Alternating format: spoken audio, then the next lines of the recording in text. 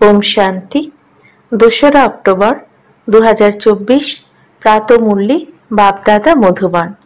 मिष्टि बाच्चारा स्मरणे थेके सकल कर्म करो ताहले अनेकेर तोमादेर साक्षात्कार होते थाकबे। प्रश्न, संगम जुगे कोन विधिर द्वारा निजेर हृदयके शुद्ध करते पारो? उत्तर, स्मरणे थेके खाबार प्रस्तुत करो एवं बाबार स्मरणे थेकेई खाओ, तबे हृदय शुद्ध हये जाबे। संगम जुगे तोमादेर अर्थात ब्राह्मणदेर बानानो ब्रह्मा भोजनও देवतादेরও खूब पछंद। যারা ব্রহ্মা ভোজনের কদর থাকে তারা থালা ধুয়ে তার জল পান করে, এর মহিমাও অনেক। স্মরণে থেকে বানানো ভোজন খেলে শক্তি পাওয়া যায়, হৃদয় শুদ্ধ হয়ে যায়। ওম শান্তি। সঙ্গমে বাবা আসেন। প্রত্যহ বাচ্চাদের বলতে হয় যে আত্মাদের পিতা তার আত্মারূপী বাচ্চাদেরকে বোঝাচ্ছেন। কেন এমন বলেন যে বাচ্চারা নিজেকে আত্মা মনে করো? তাহলে একথা বাচ্চাদের স্মরণে আসে যে সত্যিই অসীম জগতের পিতাই আত্মাদের পড়ান। সার্ভিসের জন্য বিভিন্ন রকমের পয়েন্টসের উপর বোঝান। বাচ্চারা বলে যে কোনো সেবা নেই, আমরা বাইরে গিয়ে কিভাবে সেবা করব। বাবা সার্ভিসের যুক্তি অনেক সহজ করে বলেন, চিত্র যেন হাতে থাকে। রঘুনাথের শ্যামবর্ণের চিত্র যেন থাকে আর গৌরবর্ণেরও যেন থাকে। কৃষ্ণ বা নারায়ণের গৌরবর্ণের চিত্রও যেন থাকে, শ্যামবর্ণের যেন থাকে। চিত্র ছোট হলেও চলবে। কৃষ্ণের একেবারে ছোট চিত্র তৈরি করে তোমরা মন্দিরের পূজারীকেও জিজ্ঞাসা করতে পারো যে একে শ্যাম কেন বানানো হয়েছে, যখন কিনা তিনি আসলে সুন্দর। বাস্তবে শরীর তো কালো হয় না। তোমাদের কাছে সুন্দর সুন্দর চিত্র বা মূর্তিও আছে, তবে এদের মূর্তি কালো কেন বানানো হয়েছে? বাচ্চারা, তোমাদের তো এটা ভালোভাবেই বোঝানো হয়েছে যে আত্মা কিভাবে ভিন্ন ভিন্ন নামরূপ ধারণ করে নিচে নামতে থাকে। আত্মা কাম চিতাতে চড়ে কালো বা অসুন্দর হয়ে যায়। জগন্নাথ বা শ্রীনাথ দ্বারে যাত্রীদের ভিড় হয়, সেখানে তোমাদেরকেও আমন্ত্রণ জানায়। তোমরা বলো, আমরা এদের 84 জন্মের কাহিনী শোনাচ্ছি। ভাই এবং বোনেরা, আপনারা এসে সেই কাহিনী জানুন। এমন ভাষণ আর তো কেউ করতে পারবে না। তোমরা তাদের বলতে পারো এরা কি করে কালো বা অসুন্দর হয়ে গেছে। প্রত্যেকেই পতিত থেকে পবিত্র অবশ্যই হতে হবে। দেবতারা যখন বাম মার্গে যায় তখন থেকেই তাদের মূর্তি কালো বানানো হয়েছে। কামচিতাতে বসার ফলে তারা আয়রন এজেড হয়ে যায়। আয়রনের কালার হলো কালো আর সোনার কালার হলো গোল্ডেন। তাকে বলাই হবে সুন্দর। তারাই 84 চক্রের পর অসুন্দর হয়ে যায়। সিঁড়ির ছবিও হাতে থাকতে হবে। সিঁড়ির চিত্র বড় হলে দূর থেকে ভালোভাবে দেখতে পাওয়া যাবে। এরপর তোমরা বোঝাবে এইভাবেই ভারতের এমন গতি হয়েছে। এটা তো লেখাও আছে, উত্থান আর পতন। সার্ভিসের খুবই শখ থাকা উচিত। বাচ্চাদের বোঝানো উচিত দুনিয়ার চক্র কিভাবে আবর্তিত হয়। Golden age, silver age, copper age, iron age এবং পুরুষোত্তম সঙ্গম যুগের কথা উল্লেখ করতে হবে। একসাথে বেশি চিত্র নেওয়ার প্রয়োজন নেই। সিঁড়ির চিত্র প্রধান, বিশেষত ভারতের জন্য। তোমাদের বোঝাতে পারো তোমরা পতিত থেকে পবিত্র কি করে হতে পারো। বাবাই হলেন একমাত্র পতিত পাবন। ওনাকে স্মরণ করলে সেকেন্ডে জীবন মুক্তি পাওয়া যায়। বাচ্চারা, তোমাদের মধ্যে চক্রের এই সম্পূর্ণ জ্ঞান রয়েছে, বাকিরা সকলে অজ্ঞানতার নিদ্রায় আচ্ছন্ন হয়ে রয়েছে। ভারত যখন জ্ঞানে ছিল তখন অত্যন্ত ধনশালী ছিল। এখন ভারত অজ্ঞানতার মধ্যেই বিরাজ করছে, তাই কত কাঙাল হয়ে গেছে। জ্ঞানী মানুষ আর অজ্ঞানী মানুষ তো হয়, তাই না? দেবী দেবতা আর মানুষ তো বিখ্যাত। দেবতারা সত্যযুগ ত্রেতায়, মানুষ দাপর কলিতে। বাচ্চাদের বুদ্ধিতে একথা সর্বদা থাকা উচিত যে আমরা সার্ভিস কিভাবে করব। সেটাও বাবা বোঝাতে থাকেন। সিঁড়ির চিত্র বোঝানোর জন্য খুবই ভালো। বাবা বলেন, গৃহস্থ ব্যবহারে থাকো, শরীর নির্বাহের জন্য কাজ কর্মাদি করতেই হবে। লৌকিক পড়াশোনাও করতে হবে। বাকি যেটুকু সময় পাওয়া যাবে তা সার্ভিসের জন্য স্মরণে রাখা উচিত আমরা অন্যদের কল্যাণ কিভাবে করব। এখানে তো তোমরা অনেকের কল্যাণ করতে পারো না। এখানে তোমরা আসো বাবার মুরলি শুনতে, এতেই জাদু আছে। বাবাকে জাদুকর বলা হয়। গায়না করা হয় তোমার মুরলিতে জাদু। তোমাদের মুখ দ্বারাও যে মুরলি ধ্বনিত হয় তার মধ্যেও জাদু আছে। মানুষ থেকে দেবতা হয়ে যায়। বাবা ব্যতীত আর এমন কোনো জাদুকর হয় না। গায়ন আছে, মনুষ্য থেকে দেবতা হতে বেশি সময় লাগে না। দুনিয়া পুরনো থেকে নতুন অবশ্যই হবে, পুরনোর বিনাশও অবশ্যই হবে। এই সময় তোমরা রাজযোগ শিখছো, তাহলে রাজাও অবশ্যই হবে। বাচ্চারা, এখন তোমরাই জানো 84 জন্ম পরে পুনরায় প্রথম স্থানাধিকারী জন্ম হওয়া উচিত, কারণ ওয়ার্ল্ডের হিস্ট্রি জিওগ্রাফি রিপিট হয়। সত্যযুগ ত্রেতা যা কিছু অতিবাহিত হয়ে গেছে তা পুনরায় অবশ্যই রিপিট হবে। তোমরা এখানে বসে থাকলেও বুদ্ধির দ্বারা একথা স্মরণ করতে হবে যে আমরা ফিরে গিয়ে পুনরায় শতপ্রধান দেবী দেবতা হয়ে যাই। ওনাদের দেবতা বলা হয়। এখন মানুষের মধ্যে দৈব গুণ নেই, তাহলে সার্ভিস তোমরা যে কোনো কোথাও করতে পারো। যতই কাজকর্মাদি থাকুক না কেন, গৃহস্থ ব্যবহারে থেকেও উপার্জন করতে হবে। এর মধ্যে মুখ্য বিষয় হলো পবিত্রতা। পবিত্রতা থাকলে শান্তি সমৃদ্ধিও থাকে। সম্পূর্ণ পবিত্র হয়ে গেলে তখন আর এখানে থাকতে পারবে না, কারণ আমাদের শান্তিধামে অবশ্যই যেতে হবে। আত্মা পবিত্র হয়ে গেলে তখন আর আত্মার এই শরীরের সঙ্গে থাকা হবে না। এই শরীর তো অপবিত্র, তাই না? 5 তত্ত্বই অপবিত্র। শরীরও এইসব দিয়ে তৈরি হয়, একে মাটির পুতুল বলা হয়। 5 তত্ত্বের এক শরীর শেষ হয়ে গেলে আরেকটা তৈরি হয়। আত্মা তো রয়েছেই, আত্মা কোনো তৈরি হওয়ার মতো জিনিস নয়। শরীর প্রথমে কত ছোট, পরে কত বড় হয়ে যায়। আত্মা কর্মেন্দ্রিয় প্রাপ্ত করে, যার দ্বারা আত্মা সমস্ত ভূমিকাই পালন করে। এই দুনিয়ায় বিস্ময়কর, সর্বাপেক্ষা ওয়ান্ডারফুল হলেন বাবা, যিনি আত্মাদের পরিচয় দেন। আমরা আত্মারা কত ছোট, আত্মা প্রবেশ করে, প্রতিটি জিনিসই ওয়ান্ডারফুল। পশুদের শরীরাদি কিভাবে তৈরি হয়, ওয়ান্ডারফুল, তাই না? সবকিছুর মধ্যে আত্মাই ছোট। হাতি কত বড়, তার মধ্যে এত ছোট আত্মা গিয়ে বসে। বাবা মনুষ্য জন্মের কথাই বোঝান। মানুষ কত জন্ম নেয়? 84 লক্ষ জন্ম তো হয় না। তোমাদের জানা আছে, যত ধর্ম রয়েছে বিভিন্নতা ততই রয়েছে। প্রত্যেক আত্মাই কত ফিচার্সের শরীর গ্রহণ করে, ওয়ান্ডারফুল, তাই না? পুনরায় যখন চক্র রিপিট হয়, প্রত্যেক জন্মে ফিচার্স, নাম, রূপ ইত্যাদি বদলে যায়। এমন বলা হবে না যে কৃষ্ণই শ্যামবর্ণের, আবার কৃষ্ণই গৌরবর্ণের। না, ওনার আত্মা প্রথমে গৌরবর্ণের ছিল, পুনরায় 84 জন্ম নিতে নিতে শ্যামবর্ণের হয়ে যায়। তোমাদের আত্মা বিভিন্ন ফিচার্স, বিভিন্ন শরীর ধারণ করে পার্ট প্লে করে। এই হলো ড্রামা। বাচ্চারা, তোমাদের কখনোই কোনো চিন্তিত হওয়া উচিত নয়। সবাই হলো অ্যাক্টর। এক শরীর ত্যাগ করে অন্য শরীর ধারণ করে পার্ট প্লে করতেই হবে। প্রত্যেক জন্মে সম্বন্ধ ইত্যাদি বদলে যায়, তাই বাবা বোঝান এই ড্রামা পূর্ব নির্ধারিত। আত্মাই 84 জন্ম নিতে নিতে তমপ্রধান হয়েছে। এখন আবার আত্মাকে শতপ্রধান হতে হবে।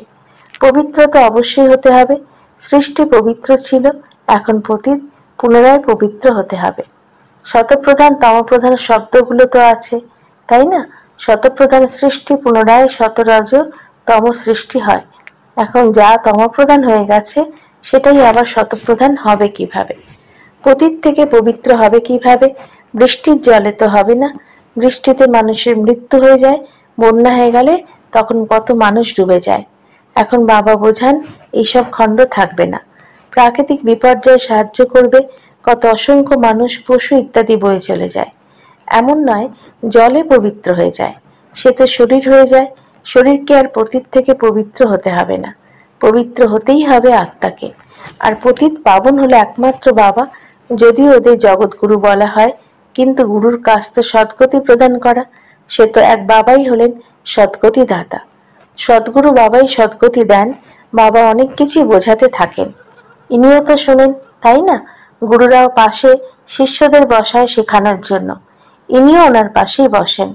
বাবা যখন বোঝান তখন ইনিও বোঝাবেন, তাই না? সেই জন্য গুরু ব্রহ্মা প্রথম স্থানে চলে যান। শঙ্করের উদ্দেশ্যে বলা হয়, নয়ন খুললেই ভস্ম করে দেয়, তবেই তো তাকে গুরু বলা যাবে না। তথাপি বাবা বলেন, বাচ্চারা মামে কম স্মরণ করো। অনেক বাচ্চারা বলে, এত কাজকর্মে চিন্তায় থেকে আমরা নিজেকে আত্মা নিশ্চয় করে বাবাকে কিভাবে স্মরণ করব? বাবা বোঝান, ভক্তি মার্গেও তোমরা হে ঈশ্বর, হে ভগবান বলে স্মরণ করো। স্মরণ তখনই করো যখন কোনো দুঃখ হয়।